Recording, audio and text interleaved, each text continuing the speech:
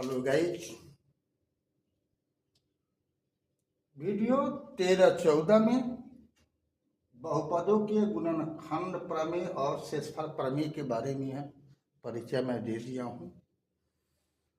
हो सकता है कि सूत्र नियम जो बताया गया आप नहीं समझ पाए हों, तो उसके प्रयोग से हम आपको उसको समझाने की कोशिश कर रहा हूँ। ध्यान से आप सुनो।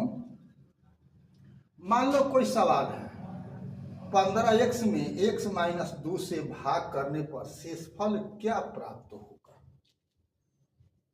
यहाँ वास्तव में भाग और क्या, भाग से संबंधित है। भाग में कोई भाजक होता है, तो यहाँ और यहाँ पर चर्चा है बहुपद की। तो 15x बहुपद है। क्या है? x बराबर कितना यहाँ पर है 15, और इसमें भाजक क्या है? भाजक है x-2। तो गुणनखंड प्रमेय और शेषफल प्रमेय, शेषफल प्रमेय को बताता है कि इस 15x है, तो कहता है कि px में यदि x-2 से भाग दिया जाए तो शेषफल क्या होना है? P2 होना है। क्या होना है? P2। x-2 है, तो इसमें x में जो भी माने संख्या, जिसको कहते हैं वास्तविक संख्या या अचर राशि, तो इसमें जो रहेगा इसी पर डिपेंड है कि उसका शेषफल क्या होना है। आप मुद्रानी बता सकते हो, भाग भी नहीं करना है, बिना भाग किए ही आप बता सकते हो यदि शेषफल प्रमेय का नियम याद हो। तो 15x px बराबर है 15x, तो p2 क्या हो जाएगा? p2 हो जाएगा, अब खाली 2 मान देना है x के जगह पर, 30 होगा। शेषफल क्या गिरेगा? 30। आपको विश्वास नहीं हो रहा? आप देखो, x-2 से हम भाग करेंगे 15x में। स्वाभाविक है, एक से ही गुना करना पड़ेगा। अब क्या मतलब है? तो 15 मतलब है। क्या मतलब है? 15 मतलब है, तो क्या हो जाएगा? 15x घटाओ 30, भागे फिर घटाते हैं तो यहाँ माइनस, यहाँ हो जाएगा प्लस। ठीक है, ये 30 क्या हुआ? शेषफल हुआ। अब आगे चूंकि अब चर है ही नहीं, तो आगे काम बढ़ेगा नहीं। सामर्थ्य में कुछ आया, तो ये था एक रैखिक बहुपद था। ठीक है, हम दूसरा सवाल लेते हैं।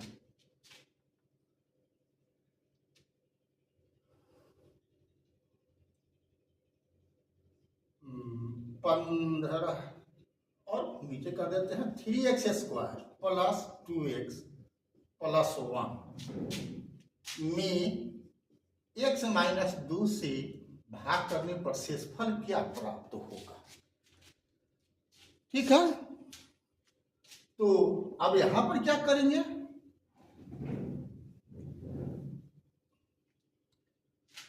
यहां भी शेषफल क्या हुआ? P2 ही होगा। तो इसी समीकरण में, यानी शेषफल निकालना है, शेषफल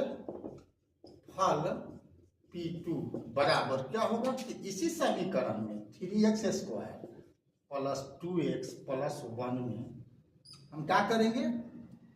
2 मान भरेंगे। 2 मान भरेंगे तो क्या हो जाएगा? 3 × 2² प्लस 2 × 2 प्लस 1, 2 दूनी 4, 3 12 प्लस 2 दूनी 4 प्लस 1 बराबर कितना होगा? 17।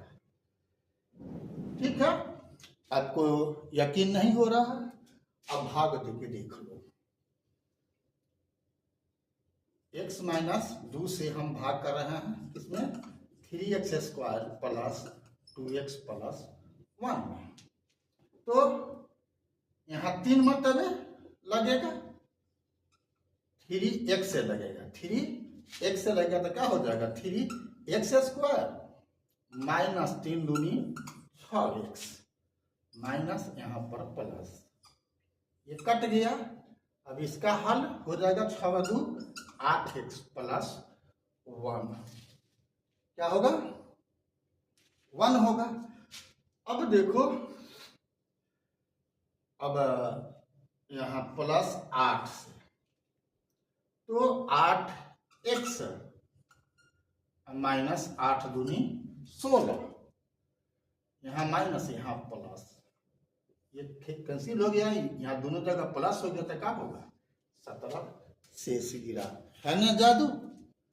तो शेषफल प्रमेय आपको बताता है कि किसी बहुपद में यदि x plus x minus a से भाग किया जाए तो शेषफल क्या होता है, ये होता है।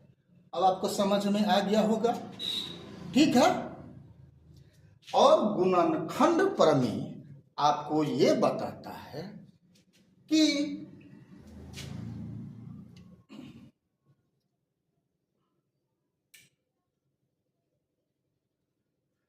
कोई बहुपद है px जिसका घात क्या हो, n बराबर n बड़ा हो,